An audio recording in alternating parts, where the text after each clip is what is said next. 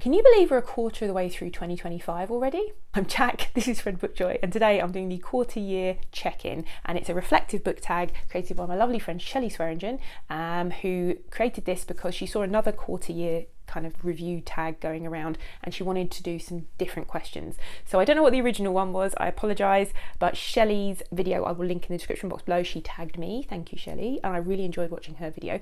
And hers is split up into sections. So first is a bit of like a review of trends and booktube and things like that. Then we have a bit about goals, or about like books that we've read, you know, so reflecting on our reading, reflecting on our goals, reflecting on our, you know, just bookish content in general. So I'm going to get into it. First up, which bookish creator has influenced your reading the most this year? First of all, I didn't know how to measure this, so because everyone influences me. If you look on my Kindle, if you look on my Amazon wishlist, if you look on my shelves, books, so many books from people that have influenced me, and I can mention tons and tons of people. I will show you some physical books that I bought this year that were directly influenced by people on booktube. There's only 3 of them, so I'll show you those. If I showed you my Kindle, it would be far more. For instance, I've got books from Shelley herself that I've been influenced to buy. Dorothy Dunnett was one of them. There's another historical fiction book. She's great on historical fiction, by the way. If you like it, go watch her if you don't already. Then there was lovely Dia from Novel Idea. I looked on my wish list and I've got loads of books from her. She always influences me with my reading. Pat from Book Chat with Pat, I've got a physical book from her, I'll put here. Gareth from Book Songs and Other Magic, and Alex from Alex Unabridged have influenced me to buy some Adrian Tchaikovsky this year, who I'm really excited to read. I've got some physical books that I bought. I was looking on my shelves because of recommendations. I'll show you what they are actually. So I only went for books that I bought this year because of booktubers, and one of them was Alberta and Jacob by Cora Sandell, and that was Marilyn from Marilyn Maya Mendoza. I picked up a copy of September by Rosamund Pilcher when I saw it in a second-hand shop, and that was because of lovely Gina Stania, because she loves Rosamund Pilcher, and I do think I would really enjoy Rosamund Pilcher. And then I also picked up a book called Snow in August by Pete Hamill, and that was from because of Pat at Book Chat with Pat, and Pat is absolutely wonderful. Go and check out all these people that I've mentioned. I will link them in the description box below. But Snow in August, I had to get a second-hand copy because, again, this is kind of over here in the UK, it was tricky to get hold of a copy of this.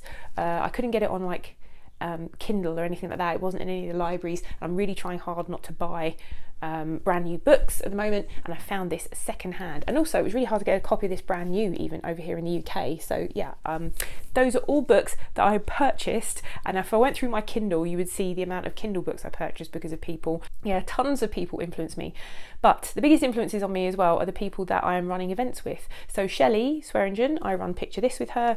Katya from Page Turners with Katya, I am now reading some wonderful translated fiction this year, which I wouldn't have read if it wasn't for Katya asking me to co-host this event with her. Also the FOMO book club I run with Gemma, and yeah, Gemma and Charlie Brooke from Charlie Brooke Reads, it will be no surprise to anyone, but those two people, when I looked at the list of books that I've actually read this year and enjoyed, that are directly a result of me picking them up because of other people and not because they were books I fancied reading myself and bought or been on my TBR for a long time. Gemma convinced me to read Saga, all the volumes of Saga by Brian K. Vaughan, which is a graphic novel series which I'm loving. The very first 10 volumes basically I've read all of those this year, and that was directly because of Gemma, and I really loved them. Recommend them if you like graphic novels, you like science fiction, if you like found family, that kind of thing.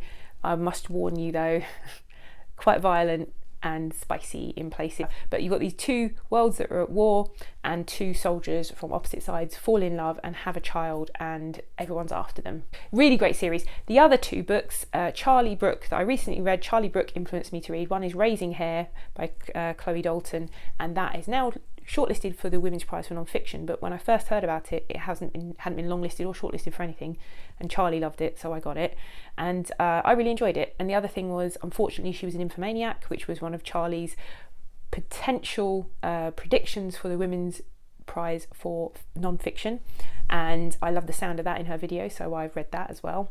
And yeah, so those are my two biggest influences, which is probably no surprise to anybody. Have you noticed any interesting shifts or trends within the bookish content world? Yes, one of which I was a big part of, which I didn't realise I was going to be a part of. I put out a video about how reading more made me miserable and how I'm trying to read more joyfully. And it was really around this idea of trying to remember the joy in reading. And I put that out there, and I happened to put it out the week that some other videos went out, which I only found out about, funnily enough, because of Shelley Swearingen, because she did a response video to mine and these others who I had no idea about. Quite honestly, I'd been planning my video for months, like about 3 months. I'd filmed one version of it, I'd edited it, I'd filmed another version of it, it took me ages to put it all together because I'd been thinking about it for a long time. And whilst it is very chatty and it's not scripted, I did have talking points I wanted to raise and research I'd done and things like that. So it took me ages to get it together, and the week I put it out happened to be about 3 or 4 or 5 days after Library of a Viking put a video out saying how BookTube made him miserable. And so there's quite a bit of a trend going on of trying to cut back on the amount of reading that they do. Now, I wasn't saying BookTube made me miserable, far from it. BookTube is a joy in my life. I was just saying that in my excitement in trying to join in all the things, I had overwhelmed myself with reading and books, and how I was trying to find the joy in it and trying to promote people reading slowly and joyfully and taking pleasure in their reading rather than thinking about all the books they have to read and get to. So there was a bit of a trend for people saying, oh, the online bookish communities are, ruining reading. That's not what I was saying. I kind of was like an offshoot of my experiences. So there's been a bit of a trend against reading too much, reading too quickly, not consuming books and enjoying them and stopping to think about them. So I've noticed that's a bit of a trend, which I ended up taking part in, but purely by accident. It was just what I was feeling. And the other things I've noticed are so BookTube is becoming a little bit less about numbers and stats and that kind of thing for a lot of people. I suppose I've noticed lots of my BookTube friends kind of pulling back from lots of reading events and stuff as well, and I can understand why, because they were feeling that kind of overwhelm that I was feeling. And I think it's down to, when you've been on the BookTube community for a while, you start to find your rhythm and find out what works for you and what doesn't. I am going to do more videos and follow up on my experiences because I have more thoughts and more things I've been thinking about. But yeah, that's kind of been something I've noticed as a bit of a shift. Question 3, is there a type of bookish content you wish creators, including yourself, explored more? I thought about this, and actually I like the idea of doing more live streams and collaborative things. In terms of live streams, I don't want to do more collaborative projects. I think I've got enough of them on my plate that I'm happy with. I'm happy with the amount I do, but I think I'd like to do more live discussions, kind of like the ones I do for FOMO Book Club. I also love doing like bookish content and games, so I've got a few videos where I've played games with other booktubers, and I want to do more of that. So I really like having a discussion with other booktubers on my channel and when I go onto other people's channels. So I definitely want to do more of that, and I think that's something that I want to do going forward, because I just want to chat to my friends and I think sometimes when we have these chats it's really fascinating for people. So I want to do more of that kind of thing, but I'm not quite sure whether I would do it live or much like when I play Bookity Book, which is the game that we were playing, which is loads of fun, and I will link in the description box for you if you want to go and watch it. We record that and then I get a chance to edit it if needed. I haven't had to edit either of them, to be honest with you, but so I need to think about that more, because I just want to chat to my bookish friends and people who love books and get to know them a bit more, and I think that's always fascinating to me when I see booktubers chatting to other booktubers. So more of that. I think. If you could collaborate with any bookish creator for a unique project, who would it be and what would you do? Well, I've already said I want to collaborate with everybody. I want to talk to people more. I don't want to do any more projects at the moment though. There's nothing that I particularly want to do as a project. I think I'm doing enough projects, though I do love the idea of a children's book club, but I'm running enough projects at the moment. I've got enough on my plate to do, but I want to do more collaborative sort of live streams with people. I love those chats. They're always good fun. Has your relationship with the bookish community changed in any way this year? I think so. I am really trying my best not to feel bad because I can't watch all the videos. And this is something I've been trying to do over the past couple of years on my own. self-care and well-being is to not stress about not being able to watch all the videos all the time. I am a binge watcher of YouTube, so I'm trying to compartmentalize my YouTube watching and my answering of comments as well, because I set time aside to go and do that. I don't want to look at my notifications all day long. So if you're someone who comments on my videos, thank you, and I love to read the comments, but I like to sit down and read them properly and answer them properly. I don't want to be picking up my phone and constantly scrolling through lots and lots of comments. So if you notice I don't answer for a few days, it's because I do it at set times. I'll be like, right, I'm going to do comments on this day at this time. That's when I'm doing them, and that's for my sort of own kind of mental health basically. And then in terms of watching content, I'm trying to watch new creators, but only after I've watched 3 or 4 of their videos and I really like their content will I subscribe, because I've realised that subscribing to hundreds of people that I can't watch is bad for the algorithm for those people. So I try to just catch up on people's latest videos where possible when I do my binge watching of YouTube, because I also want to read and I want to write and I want to do other things with my spare time. And yeah, you can't do everything basically, so you need to pick how you spend your time. And YouTube, what I'm trying to do as well, I'm trying to get better at, if I watch a video and I haven't got time to comment, I will leave an emoji, and it means that I've given your video the full watch hours and watch time, and I've enjoyed your content, but I just don't have time to comment. Because what I was finding was I can put BookTube on while I'm cooking dinner and stuff, but I don't always have time to comment, or I might listen to a video while I'm in the car because I can download them. I have YouTube Premium, and if I listen to a video while I'm in the car, because some of them are just chatty videos, then I don't have time to answer because I'm driving. So I'm doing that more, and I don't feel bad for that, because I don't mind if people watch my videos and enjoy the content. That's great, and if they just leave me an emoji, that's also great. I will always go back and comment on videos that I've watched, as in like an emoji if I don't have time to do a full comment, or if I want to say something I'll go back and do the full comment at another time. But yeah, I'm trying to get better at doing that. So that's kind of my interactions with content have changed in that sense. I don't beat myself up for not watching everything everybody puts out, because it's just impossible. The next questions are all around trends and patterns in my own reading. So the first question is, are you reading more or less than you expected? I'm trying not to think about numbers, but I had a little look at the numbers and I've read 31 books, though 10 of those were volumes of saga. So 21 books that are not graphic novels. I do think graphic novels count as reading though, but they're quite slim volumes. So in terms of the amount that I've read, again, what is that? That's subjective. And is it more or less than I expected? I don't know what I expected. I did expect to have a smaller number of books at the end of this year, because I'm not trying to chase numbers or trying to read tons and tons, and I'm also having days where I don't read. I haven't really had any in the last few months though, to be fair. But yeah, so I don't know what I'd expect from my reading, unfortunately, because yeah, I think I'm reading probably about the same. If I look at the quarter last year, at this time last year, I'd read about 20 something books in the quarter. So yeah, probably about the same. Are you reading more backlist or new releases? Well, the start of the year it was more backlist books. In the last few weeks, months, it is more new releases. So yeah, it's kind of a bit of both. I think my best reads at the beginning, like if you look at January, February, it's all backlist. If you look at the last month, Raising Hair, I'm reading a book that was released about a month ago. I've got like loads of newer books, and I think it's because I put holds on a lot of some of the books that I'm interested in from the prize lists, and they're coming through on Libby. So yeah, that's why recently it's a little bit more new releasey. Have you been reading books that you already own, or are you still picking up library or borrowed books? This was interesting. So on Storygraph, I've been adding tags to my books that are to do with where I've got the book from, whether it's Libby or BorrowBox, or whether I own it, or whatever it may be. And sometimes I will borrow the audiobook as well as owning the book. So I have more than half of my books were from the library or from borrowing services like Libby, BorrowBox, the actual library, Spotify Premium, because I have a Spotify Premium account, and that kind of thing. So things that I don't own. And I think that's more than half of them. And at the moment, the books that I'm reading currently, most of them are library books, aside from I think most of them are library books at the moment. But yeah, I'm using my library a lot. Have you read anything completely outside your comfort zone? Nope.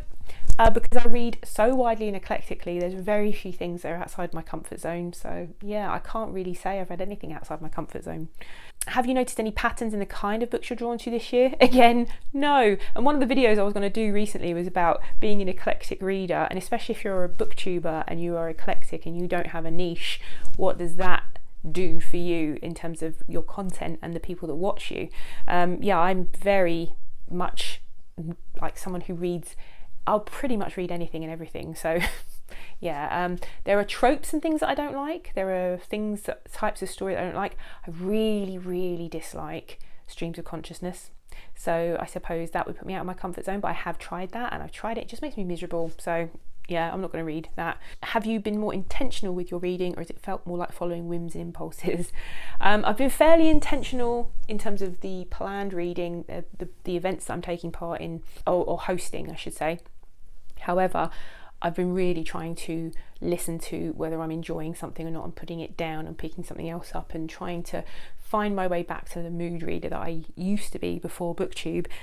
So yeah, a bit of a mixture, I suppose. Reading goals and challenges. So, are you on track with any reading goals or challenges you set at the beginning of the year? Have you abandoned or changed any goals? Are there any books you really still want to get to before the end of the year? I don't have any number goals, so that's out, but I do have some projects that I'm doing, one of which is I would like to start reading the Discworld books, rereading the entire series in publication date order.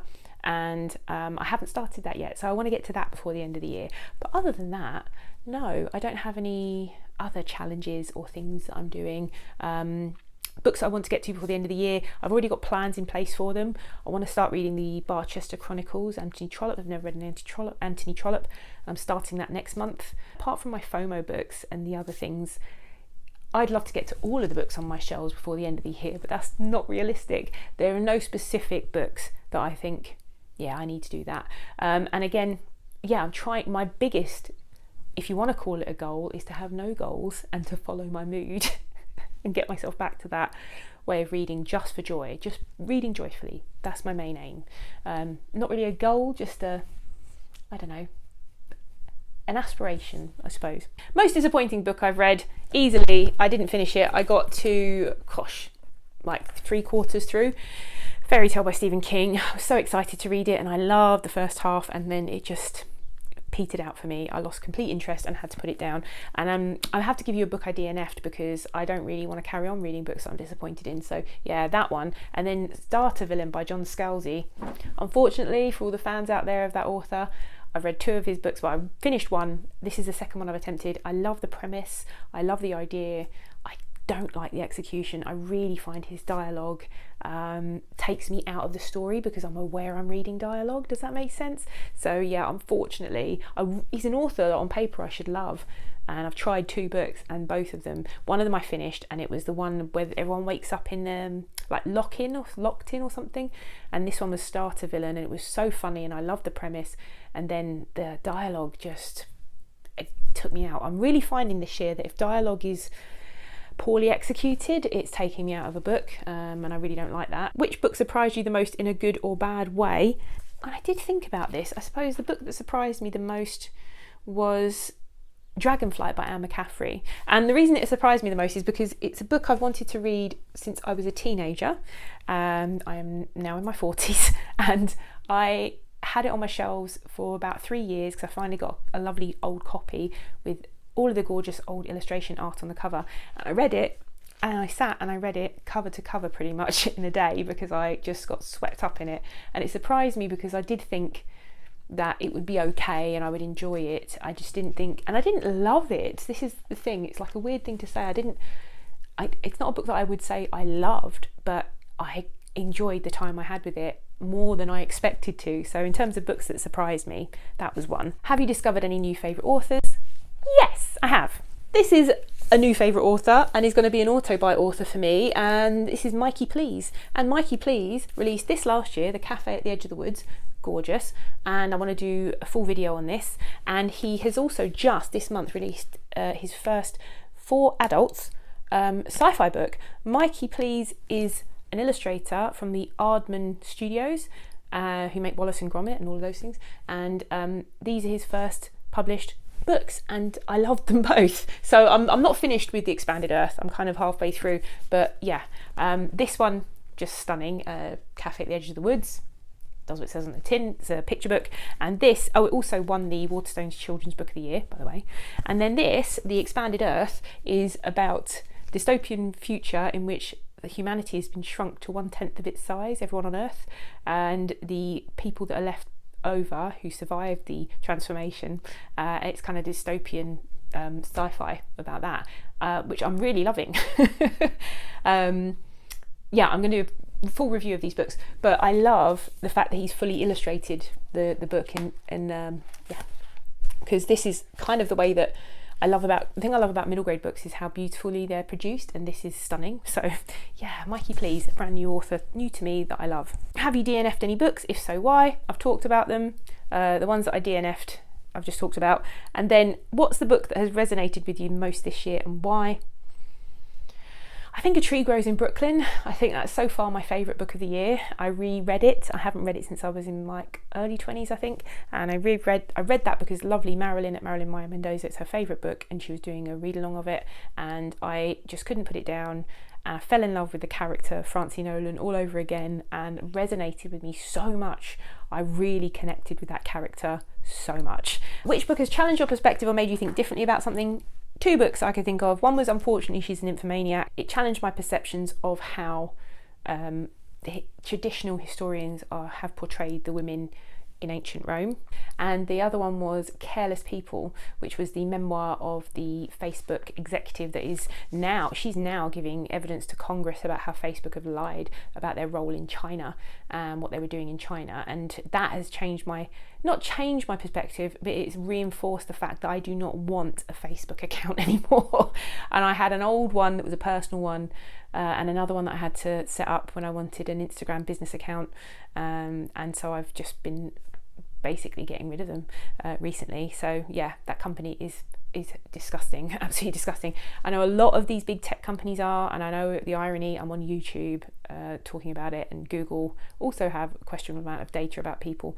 But read that book if you want to know the ins and outs of just how evil Facebook is, and how much they really just don't care about people and the world and what they're doing to it. Which is the best book you've read so far this year? And that is a nice easy one, and that is A Tree Grows in Brooklyn, which is by Betty Smith.